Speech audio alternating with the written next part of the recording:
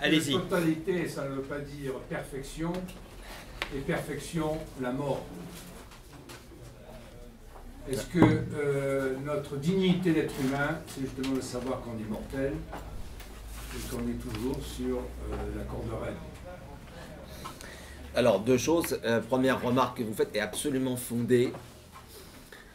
Ça veut dire que quand j'enregistre le caractère total des formes du capitalisme, je lui suppose une forme de perfection. Vous avez parfaitement raison.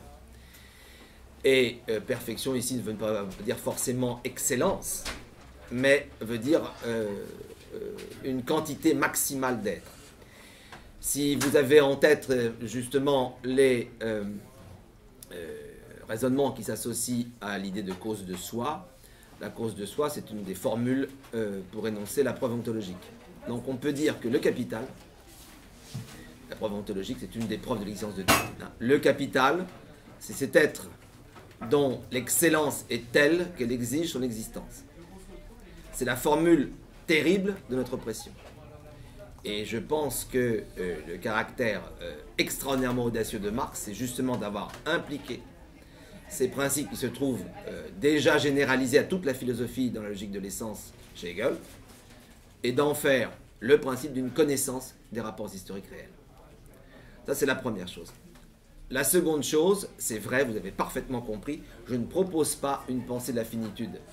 J'ai un collègue qui s'appelle Quentin Meyassou qui a écrit ce livre juste qui s'intitule « Pour en finir avec la finitude ». Je crois que la grande erreur de la philosophie du XXe siècle, ça a été, depuis Heidegger jusque, là encore, Lévinas ou Michel Henry, de mobiliser des finitudes vulnérables. Et donc ça a été le grand lamento des vulnérabilités. Eh bien, je pense que l'intelligence aujourd'hui exige autrement et plus, parce que le système s'est généralisé et s'est imposé. C'est cela qui nous rend nécessairement engagés dans le dépassement des pensées de la finitude. Elles existeront toujours comme la souffrance existe, mais ici, comme je l'ai dit, le grand problème, c'est pas tant d'avoir un thème pour la pensée que d'être capable de convertir la foi du capital en l'intelligence de la cause de soi. Et c'est cela qui m'oblige à renoncer à une pensée de la finitude. Voilà comment je vois les choses. Oui, moi je voudrais t'interroger sur plusieurs choses. Dans un texte récent, qui n'est pas publié encore, Bruno Latour, qui n'avait pas prononcé le mot de capitalisme depuis le premier texte qu'il a publié quand il avait 23 ans sur Peggy, son premier texte, le réemploie dans une conférence récente qu'il a faite d'une manière que je ne partage pas entièrement, mais qui est intéressante et qui résonne quelque part, peut-être, et contredit aussi ce que tu dis, c'est-à-dire Latour dit le capitalisme finalement, c'est dangereux de décrire ce qui nous arrive avec ce mot, d'hériter de ce mot, et on verra qu'il en arrive aussi à commenter une thèse de Feuerbach. Il dit parce que décrire les choses qui nous arrivent comme étant une confrontation avec le capitalisme, c'est se rendre impuissant. Parce que le capitalisme est une machine, un système automatique qui fait qu'on est pris de tous les côtés. C'est ce qu'avec Isabelle, j'avais essayé d'appeler le système sorcier, mais d'une autre manière. Et dit-il, ça fait ça pour ceux qui en sont les victimes, quelque part. Et par contre, pour ceux qui en bénéficient, ça leur donne le maximum de liberté. Donc il dit, on a un problème avec cette conception de ce qui nous arrive comme étant le capitalisme qui s'impose, parce que ça paralyse ceux qui en sont qui en vivent le malheur, et ça donne toute la liberté à ceux qui en ont le bénéfice, quelque part. Ça augmente, ça multiplie de parler des choses de cette manière, et peut-être dit-il, c'est pas étonnant que finalement les partisans du libéralisme le plus pur ont beaucoup de points communs dans la description des choses avec les opposants les plus anticapitalistes. Première chose. Deuxième chose que je voulais dire, c'est quelque chose qui m'a frappé dans ce que tu as écrit, que tu as simplement évoqué, que je trouve qui m'a vraiment éclairé beaucoup. Si tu reprends effectivement au départ la marchandise, la valeur, la question de la valeur, et pourtant j'avais suivi des années et des années d'école de formation marxiste. J'ai eu des quantités de choses marxistes, mais j'avais peut-être naïvement passé à côté. J'avais jamais vu une chose que tu décris très bien et qui m'a paru lumineuse, évidente, quand je l'ai lu chez toi. C'était le passage, dans le début, dans les premières pages du Capital, où Marx dit le schéma général, c'est l'échange marchandises, argent, marchandises, M-A-M. Marx dit voilà, c'est les marchandises que je produis, je les échange, je les vends, et en échange, j'achète des marchandises. Et puis, Marx dit on peut saisir cet échange, marchandises, argent, marchandises qui continue, argent, marchandises, on peut le saisir à un autre endroit, argent, marchandises, argent. Mais dans ce cas-là, c'est argent, c'est A, M, A'. Parce qu'évidemment, le A qui succède, là, il y a la plus-value, comme dit Marx. Et Marx dit, et là, effectivement, tu donnes un éclairage en disant le passage de l'un à l'autre, c'est une transformation gigantesque. On passe, dis-tu, de l'économique à la Xénophon, qui décrit je fabrique des marchandises que j'échange, que je peux fabriquer contre celles que je peux consommer, à un système qui d'un seul coup devient un système infini. Puisque A qui devient A', c'est un système infini, qui n'a plus aucune limite, puisque justement, il n'est plus encadré par les marchandises que je produis et les marchandises que je consomme. Et donc, on rentre dans un monde infini. Et du coup, je me disais, on a là un Marx qui dans cette simple façon différente de l'endroit où on saisit la transformation de la valeur, d'un seul coup, on passe d'un monde fini à un monde infini. On passe, c'est pour ça que j'ai appelé Apocalypse aussi, ce que tu faisais, c'est-à-dire on passe à un monde qui ne peut se terminer que... Enfin, qui dévore tout, qui détruit tout. Mais ce qui, là où je t'interrogerais, c'est que, enfin, où je m'interroge par rapport à ton point de vue, c'est que du coup, ce système que tu décris, cette totalité que tu décris, ce système automatique, que tu décris, en reprenant des mots que tu as trouvés chez Marx, quelque part, j'ai le sentiment que, je ne sais pas comment le dire, mais il hystérise Marx, un peu. Peut-être il hystérise Marx. C'est-à-dire que ce système est capable de tout dévorer. Alors tu dis il y a des endroits qui sont les endroits où les empires s'entrechoquent, où il y a de la liberté qui peut apparaître. Évidemment, Marx avait autre chose que tu élimines très vite, et qu'il a pourtant hérité de Hegel, c'est l'idée d'une classe sociale qui est porteuse dans ce système-là. L'idée de Marx, quand même, c'est qu'elle fabrique. Alors c'est peut-être trop présent dans le Capital d'ailleurs, c'est peut-être présent beaucoup plus ailleurs. Bien sûr, oui. Mais c'est que ce système fabrique une classe sociale qui la condamne à mort. Alors peut-être que Marx s'est trompé sur ce point-là. Peut-être que le système est capable de dévorer, y compris cette classe sociale, et de la détruire elle-même. C'est-à-dire, il est possible, après tout, on a des... Même simplement comme ça, en regardant, on a l'impression des fois que cette classe ouvrière dont Marx parlait est elle-même détruite au fur et à mesure que le capital se développe. Et donc, ce qui était capable d'être le meilleur endroit où s'opposait à cette machine un peu infernale, j'ai envie de dire, etc., est elle-même en permanence broyée. En tout cas, elle est broyée en permanence, et redéfinie en permanence, ce qui l'empêche de s'exprimer comme un sujet capable de s'opposer. Mais d'une certaine manière, quand même, je me dis que ton hystérisation de Marx, j'aurais envie d'essayer autre chose avec Marx. J'aurais envie d'essayer d'autre chose, qui serait totalement l'inverse de ce que tu fais. Ce qui serait de chercher un Marx pragmatiste. Mais tu vas retrouver Négri. Tu vas retrouver les positions de Négri. C'est-à-dire que tu vas travailler des singularités en révolte. Oui. Et là, tu vas devenir un collecteur d'informations de révolte. Et ça devient de l'Internet, ça n'est pas de de la révolution. En tous les cas, le Marx pragmatiste, c'est effectivement, c'est peut-être, je ne sais pas si on retrouvera Négri, j'en suis pas complètement sûr, parce que la notion d'empire, déjà, je me méfierais. Les multiplicités telles qu'elles existent, je me méfierais, mais en tous les cas, je crains, disons, j'ai une crainte par rapport à ta proposition qui est dévorante. J'ai une crainte par rapport à ta proposition dévorante. Bon, alors d'abord, si je ne te faisais pas peur, le contrat ne serait pas rempli, puisque précisément, un des chapitres de mon livre s'appelle « Capitalisme et terreur ». Donc, le but est là. Et tu as parfaitement bien vu qu'il s'agit d'une hystérie, puisque, comme disait très justement monsieur tout à l'heure, pour que le fonctionnement de la cause assouvie puisse s'effectuer, il faut qu'il y ait un infini dans la représentation. Donc il est absolument certain que pour que mon raisonnement soit juste, il faut que l'infini soit mobilisé et qu'il n'y ait pas de production de dehors. Sinon, il va falloir à nouveau imaginer des théologies de la transcendance qui vont te donner du dehors par rapport au système capitaliste. Or, je tiens à cet égard les positions de Debord, je ne vois pas quoi que ce soit qui échappe à la suite du spectacle.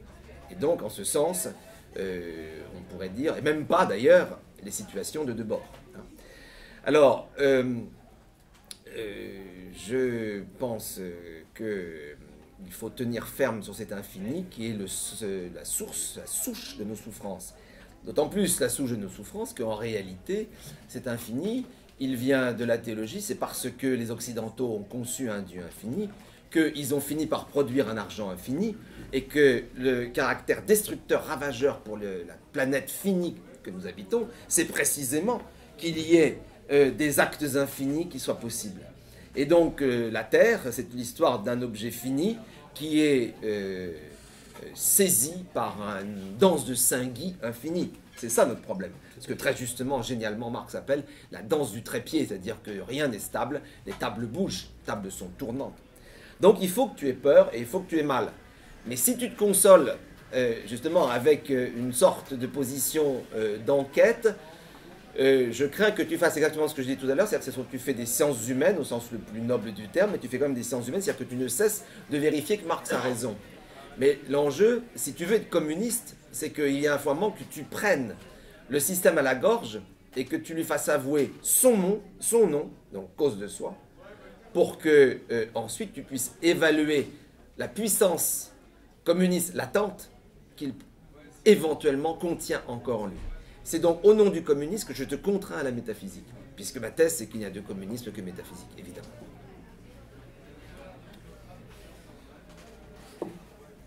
Oui, vas-y. Je n'ai pas assisté au début, mais c'est déjà une assez grande avalanche ce que j'ai entendu, donc j'ai l'impression que je vais retirer 2-3 petits flocons de neige sur des milliers. Mais une chose il y a toute une partie, je le ressens, hein, comme une vaste spéculation autour de l'œuvre de Marx. Ça n'est que ça. Hein? Ça n'est que ça. Mais je le ressens aussi avec une certaine inquiétude par rapport à... surtout des phrases comme ça, je vais vous libérer de l'humanisme de Marx, les manuscrits de 44. J'ai l'impression, encore une fois, comme si à chaque fois que Marx était abordé, il fallait qu'il y ait un Marx. Et qu'il ne pouvait pas y en avoir plusieurs. Parce que l'homme que vous décrivez, la pensée que vous décrivez en même temps, il y a un homme qui est un militant. C'est-à-dire qui réfléchit à des situations concrètes. C'est-à-dire aujourd'hui, être marxiste, c'est pas simplement penser à l'abbaye de Thélème, mais le Mali, l'Ukraine, les élections municipales, etc. Qu'est-ce qu'on fait? C'est-à-dire, c'est-à-dire, même si ce que vous dites sur le retournement au début, ce que vous dites sur la philosophie est intéressant, mais n'empêche qu'il y a quand même des choses concrètes, c'est-à-dire comment ce que vous dites, ça va avec le bonhomme, le militant. C'est-à-dire le bonhomme qui prend des positions concrètes, qui prend des positions politiques, qui débat, Donc, là, moi, j'ai un peu du mal, j'ai un peu l'impression du coup que que votre personnage devient presque une figure de la métaphysique. Bon. Oui, c'est ça que j'ai voulu faire, bien sûr. Et deuxièmement, qui me semble, c'est une chose qui me surprend de plus en plus parmi les intellectuels et commentateurs de Marx, c'est à quel point il n'applique pas quelque chose autour de Marx que Marx faisait lui-même. C'est-à-dire, on retourne toujours vers le passé, vous tournez à Rabelais, non? Mais je voudrais dire, je ne sais pas moi, la systémie, l'astrophysique, tout, enfin bon, il pensait avec la physique, la biologie de son époque, nous on pense avec d'autres choses. Je veux dire, comment est-ce qu'on peut penser sans se référer à des pensées en sciences, comme ça, toujours, comme s'il fallait retourner à une culture classique et non pas essayer, non pas qu'il ne faille pas l'avoir, j'entends bien, mais je ne sais pas moi, l'idée, par exemple, je donne un exemple, hein, je m'excuse d'être un peu long, mais l'idée que l'Académie des sciences de Londres a décrété qu'on était entré à l'ère de la biologie, hein, on était entré dans l'Anthropocène, je pense qu'une une information de cet ordre, ou la réflexion, on peut en discuter, ne serait pas passée, Marx ne serait pas passé à côté. Il aurait dit c'est une question décisive. La question de l'avenir de la planète aujourd'hui, c'est une question décisive, c'est pas simplement une question métaphysique. Et peut-être qu'on n'a pas le temps de se mettre dans une abbaye de Thélème parce qu'elle sera détruite avant qu'on ait eu le temps de fabriquer quoi que ce soit et d'attendre des jours meilleurs. Ça dépend de la largeur des remparts que vous lui donnez.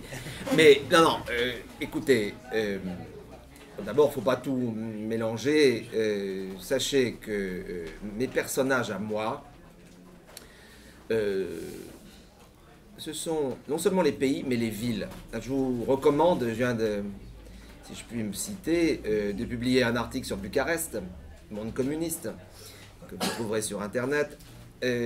Quand je parle de Shanghai, je parle de Hong Kong, je parle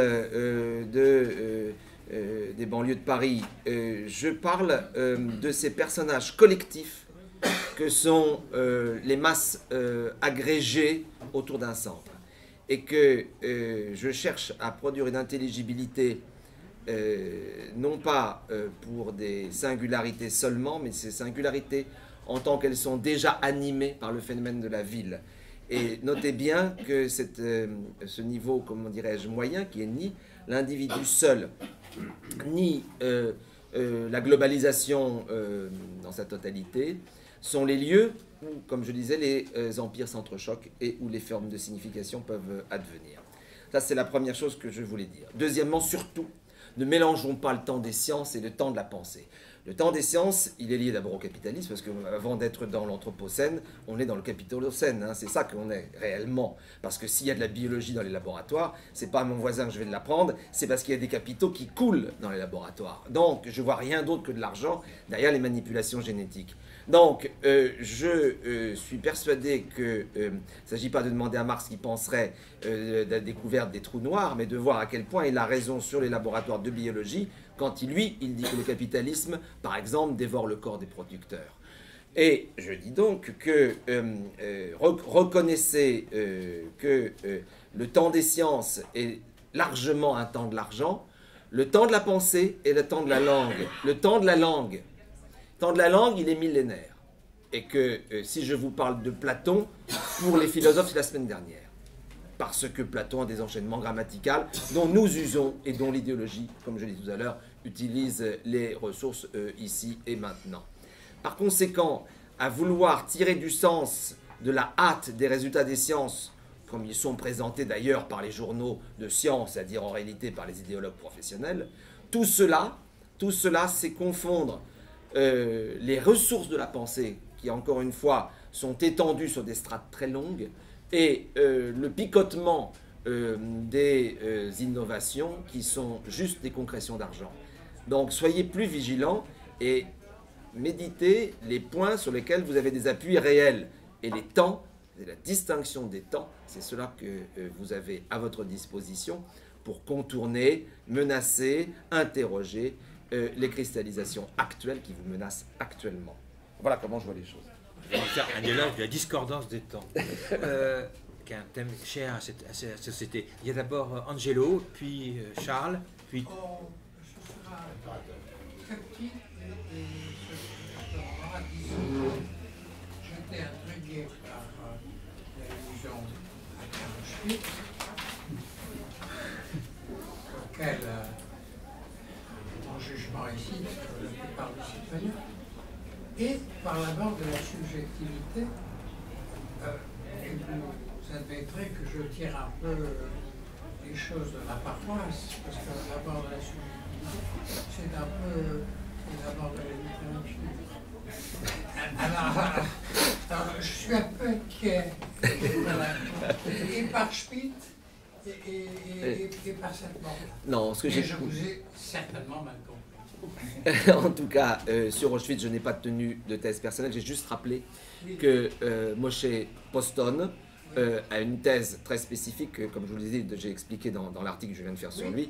Moshe Poston soutient qu'on peut interpréter Auschwitz sans entrer justement dans les mobilisations de concepts du spiritualisme, en montrant que ce sont les différentes formes de la valeur travail qui ont été à la base des conduites nazies qui ont conduit à l'élimination des Juifs.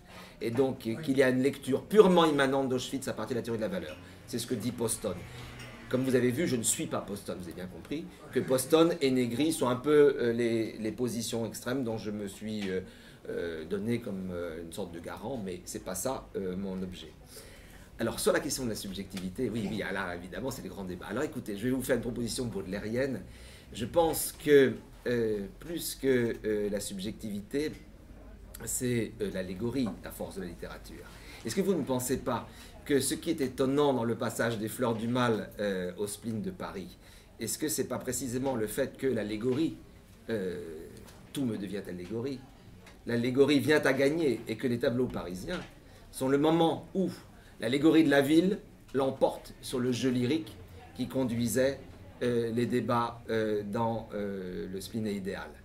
Donc je plaiderais, et là je donne ma date, elle est à l'égard de Benjamin, vous voyez bien, je plaiderais pour des phénomènes d'aura, des phénomènes d'encryptage de l'allégorie que je substituerais à la continuation d'un ego scriptor ou d'un ego cogitor, de cogitatio que l'Occident garderait par devers lui. Et je croirais, je penserais que c'est Baudelaire qui a trouvé le vrai sens de la littérature à cet égard, et je donnerai le spleen de Paris comme l'attestation de ce que j'avance. Vous avez raison, c'est le plus terrible tableau que l'on puisse avoir dans la société française au XIXe siècle. Vraiment terrifiant et beaucoup plus vrai quelquefois que les romanciers. Et qui n'exclut pas le lyrisme, parce que dans le Cygne, vous oui, voyez, hein, le deuxième partie du Cygne, le lyrisme des femmes abandonnées et de la grande africaine, etc., demeure dans sa splendeur, mais à l'intérieur du tout me devient allégorie, c'est-à-dire des roches, des pierres taillées au pied du Cygne. Je vous remercie de me rassurer. Charles?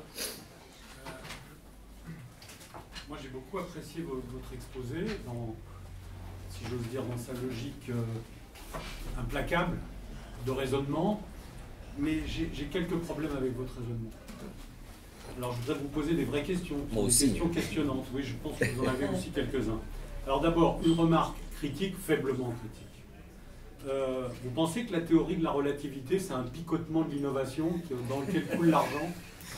Non, car je crois aux mathématiques bon, et à la puissance de formalisation des mathématiques. Donc, vous avez l'amour de la formule par certains moments, mais vous voulez... Je suis dans un débat tendu avec la philosophie des sciences, nous allons dire comme ça. Et là, on n'est pas dans un débat tendu, mais on peut pas, je crois qu'on ne peut pas dire ça. On ne peut pas le dire comme ça, de cette façon-là. Alors, pas entrer sur le débat sur la connaissance, etc., c'est un autre problème.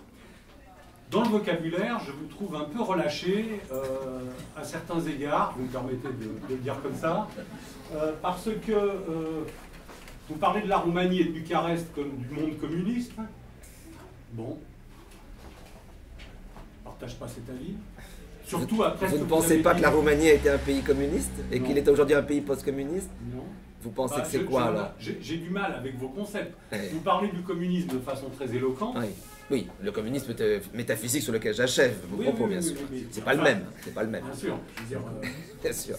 Si vous appelez un fromage pasteurisé du camembert fermier, vous vous trompez. Vous vous trompez. N'empêche que... Vous vous trompez de la même façon, si vous me permettez. Vous vous trompez de la même façon en parlant de ça, mais c'est une remarque marginale. Je pense que dans la rigueur de votre raisonnement, il vaut mieux pas le faire. Alors ma question est la suivante. Je vous suis depuis votre introduction, je vous suis bien, sur ce que vous expliquez sur la totalité. On ne peut pas penser sans accompagner, sans être dans la totalité et sans s'approprier la totalité pour la comprendre. Et vous dites des choses très justes là-dessus, y compris ce que vous avez formulé de manière très magistrale sur la cause de soi. On pourrait le dire autrement, soit dit entre parenthèses, dans un autre vocabulaire. Je suis votre vocabulaire philosophique, mais on peut dire que la raison du capitalisme, c'est le profit infini et la reproduction du profit, sans aucune limite géographique. Et pour la première fois dans l'histoire, cette affaire, aujourd'hui, est réalisée. Ça, c'est une nouveauté, c'est-à-dire que ça s'étend à la Terre entière.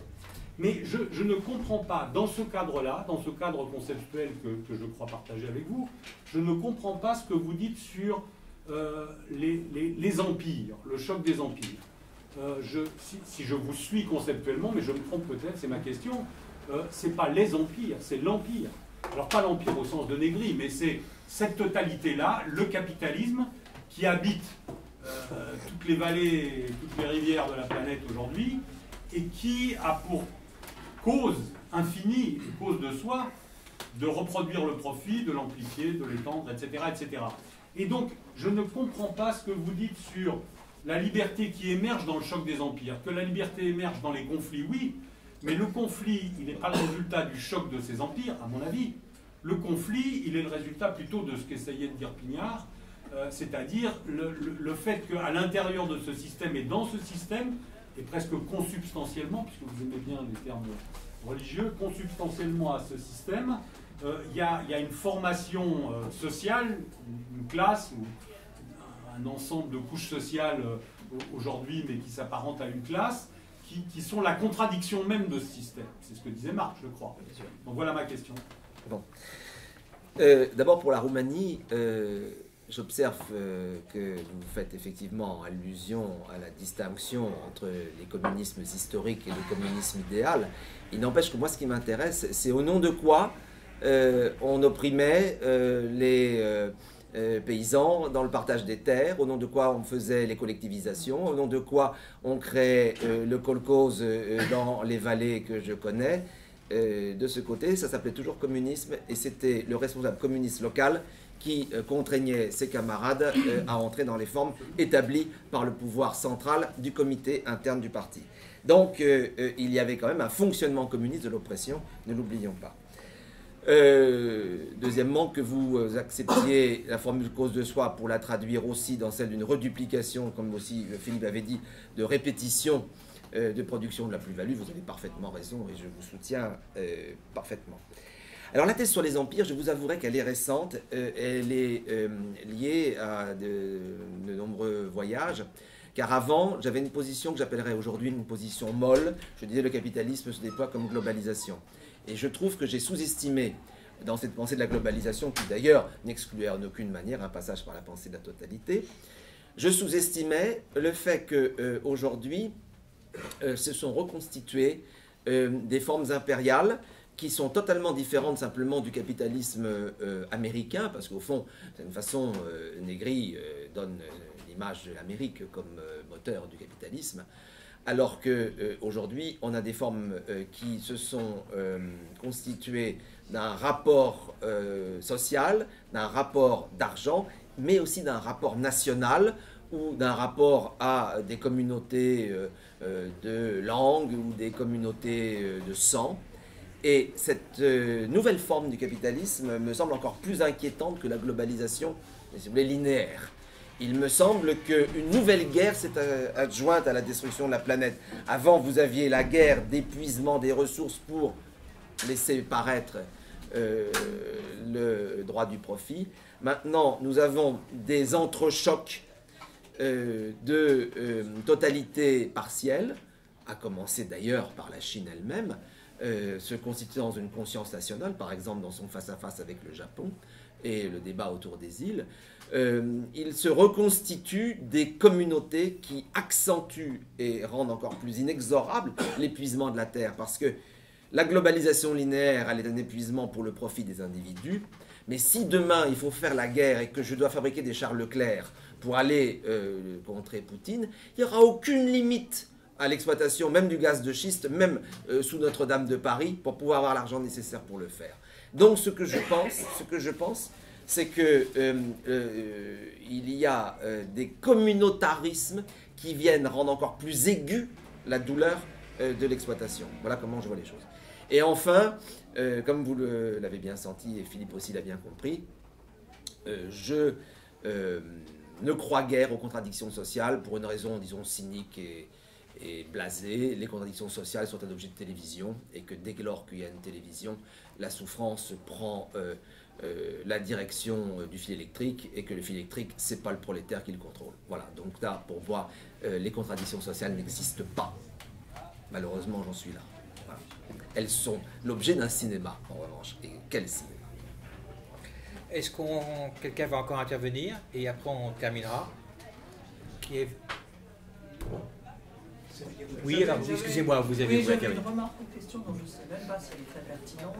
Tu nous as beaucoup parlé de matérialisme et de globalisation, et très peu de ce qu'on pourrait appeler la virtualisation du capitalisme. Alors peut-être tu en as parlé sans en parler, ou peut-être c'est inclus en fait dans ton discours, mais on peut aussi rattacher ça à ce qu'on appelait, ce que vous avez nommé l'hystérisation, je suppose.